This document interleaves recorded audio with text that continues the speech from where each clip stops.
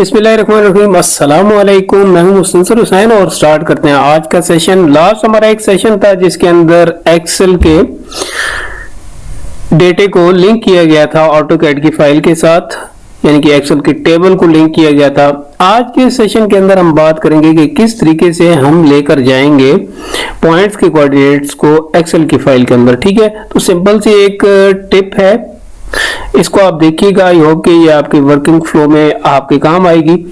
सबसे पहले आप देख सकते हैं कि एक शेप है मेरे पास पॉलीगॉन बेस। ठीक है, इसके ऊपर कुछ पॉइंट्स मैंने यहाँ पर दिए हैं। ये हमारा पहला पॉइंट था और ये हमारा लास्ट पॉइंट है। ठीक है, अब सबसे पहले आपने करना ये है कि टेबल की कमांड यूज करनी है टीबी।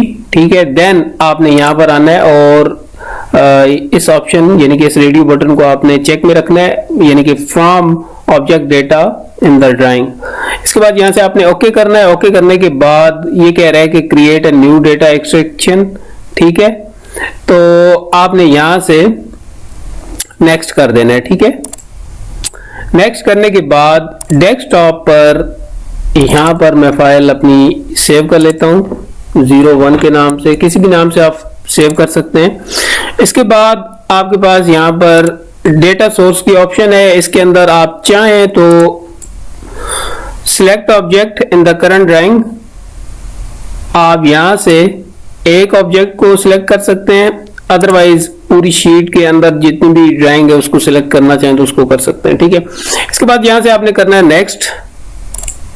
नेक्स्ट करने के बाद आप देख सकते हैं कि हमें कुछ इंफॉर्मेशन दे रहा है कि select the object to extract data from, और ये पॉइंट और ये पॉलीलाइन बेस है। ठीक है, इसके बाद यहाँ से आपने नेक्स्ट दोबारा करना है। नेक्स्ट करने के बाद कैटेगरी के अंदर आप इन चीज़ों को अनचेक कर लें। ठीक है, जस्ट आप ज्योमेट्री रखें और उसके बाद यहाँ से नेक्स्ट करें। नेक्स्ट के बाद ये देख सकते हैं कि आपके सारे पॉइंट्स के कोऑर्डिनेट्स आपको नजर आ रहे हैं। ठीक है, ये आप देख सकते हैं। यहाँ फुल प्रीव्यू पर क्लिक करके भी देख सकते हैं आप। इसके बाद यहाँ पर आप करेंगे नेक्स्ट। इसके बाद आउटपुट ऑप्शन के अंदर इन दोनों को चेक में रखना है। ठीक है, और यहां से आपने क्लिक करके लोकेशन बतानी है। डेस्कटॉप की लोकेशन दी और यहां पर एक्सेल 01 के नाम से मैंने इसको सेव कर लिया। सेव करने के बाद यहां से नेक्स्ट किया, अगेन नेक्स्ट किया एंड फिनिश कर दिया। यहां पर क्लिक करें, आप देख सकते हैं कि यहां पर आपके सारे पॉइंट्स के कोऑर्डिनेट्स आपको मिल चुके हैं। और अगर इसी को यहां पर देखा जाए तो ये आपके पास आपके पॉइंट का सारा डेटा यहां पर आ चुका है एक्सेल के अंदर। ठीक है, और पॉइंट को यहां से आप नंबर वाइज करना चाहते हैं तो आप कर सकते हैं। नेक्स्ट, फिलहाल इसको मैं बंद कर रहा हूं। अगर आप किसी भी पॉइंट को दोबारा से स्ट्रेच करते हैं या आगे पीछे उसकी जगह से हटाते हैं तो अब भी आप इसको अपडेट कर सकते हैं अपने टेबल को।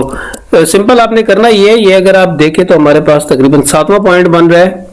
1 2 3 4 5 6 और ये 7। ठीक है, और इसकी ये आप देख सकते हैं कि वैल्यूज भी 58.1559 और 13.9456 है। ठीक है, इस सारे टेबल को सिलेक्ट करें, इस पर राइट क्लिक करें और इसको आप यहां से अपडेट कर लें। ठीक है, और आप देख सकते हैं कि ये हमारी वैल्यूज भी अपडेट हो चुकी है।